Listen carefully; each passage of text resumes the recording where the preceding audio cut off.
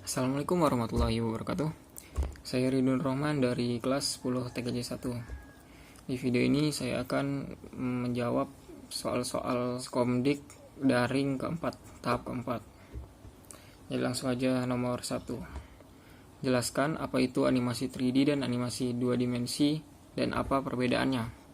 Pengertian animasi 2 dimensi adalah sebuah karya gambar bergerak yang memakai lingkungan 2 dimensi. Setiap gambar ini memiliki urutannya tersendiri yang akhirnya membuat frame berlatar 2 dimensi. Sedangkan pengertian animasi 3 dimensi adalah suatu objek animasi yang terdapat dalam ruang 3 dimensi. Objek animasi ini berputar dan berpindah seperti objek aslinya. Perbedaan animasi 2 dimensi dan animasi 3 dimensi adalah animasi 2 dimensi menggunakan koordinat X dan Y, sedangkan animasi 3 dimensi menggunakan koordinat X, Y, dan Z, yang memungkinkan kita dapat melihat sudut pandang objek secara lebih nyata. 2. Salah satu tujuan dari presentasi video tujuannya adalah sebagai sarana untuk mengkomunikasikan ide atau gagasan dalam pembelajaran atau menyajikan suatu produk yang telah dihasilkan.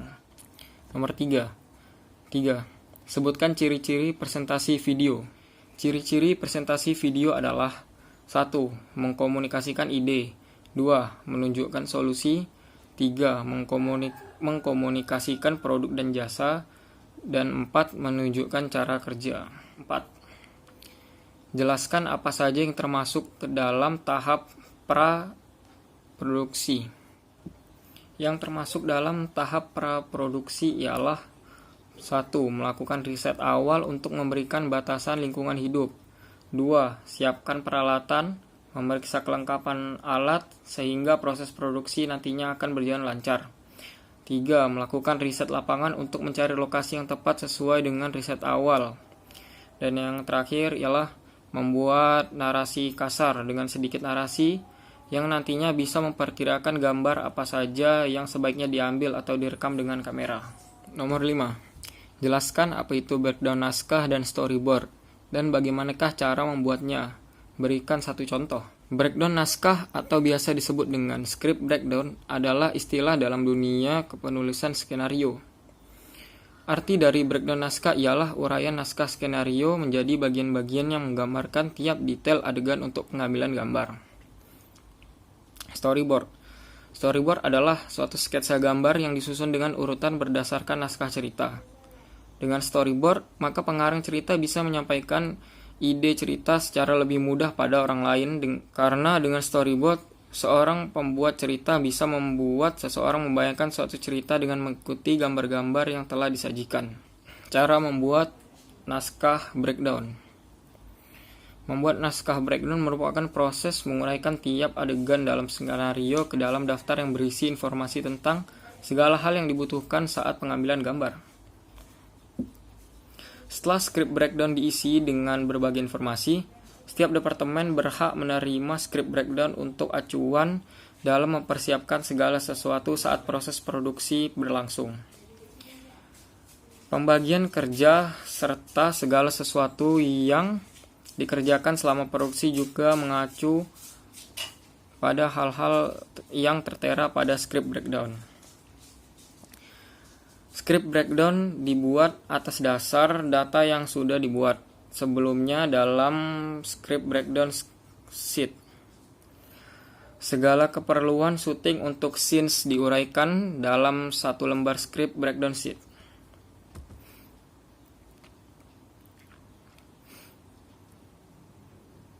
Contoh dari breakdown sheet adalah ini. Cara membuat storyboard. 1. Memilih media yang paling cocok digunakan untuk dibuat template storyboard. Memilih media ini bisa menggunakan apa saja, seperti contoh software edit gambar seperti Photoshop dan Adobe Illustrator, dan bisa juga di dalam kertas putih kosong. 2. Membuat daftar kronologi cerita atau timeline. Seperti halnya dalam komik, storyboard yang Anda buat juga harus membuat kronologi cerita secara runtun dan tentunya logis. Setiap adegan juga harus menggambarkan dengan jelas tentang waktu dan tempat terjadinya serta suasana yang ada. 3. Menentukan jalan cerita secara terperinci. Setiap adegan dalam storyboard menjelaskan cerita secara keseluruhan. Jika film yang Anda buat berdurasi pendek, maka perhitungkanlah berapa banyak adegan yang sudah mampu Anda lukis dalam storyboard tersebut. 4. Isi deskripsi pada setiap kolom storyboard. 5. Buat dan desain sketsa gambar atau adegan film. 6. Tambahkan informasi dan deskripsi penting. 7. Berikan sentuhan akhir dan selesaikan storyboard Anda. Pada tahap akhir, memberikan sentuhan akhir berupa pengembangan storyboard, pewarnaan, atau juga berpikir dalam 3 poin perspektif. Saat proses pengambilan gambar, berdirilah sedikit jauh dari kamera. Kemudian berdirilah lebih dekat. Gambar yang lebih jauh dari kamera harus terlihat lebih kecil dengan kaki yang lebih tinggi. Dan gambar yang lebih dekat kamera harus terlihat lebih besar dengan kaki yang lebih rendah. Contoh storyboard adalah seperti ini. Soal yang ke-6. Apa saja peralatan standar dalam membuat video atau produksi video? Alat-alat standar yang harus dimiliki dalam membuat video atau memproduksi video adalah kamera, tripod, lighting atau pencahayaan, PC atau laptop, dan software editing. Lalu yang terakhir adalah mikrofon.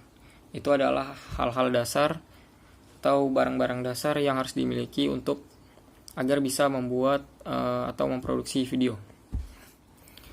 Soal yang ke-7, sebutkan cara pengaturan white balance.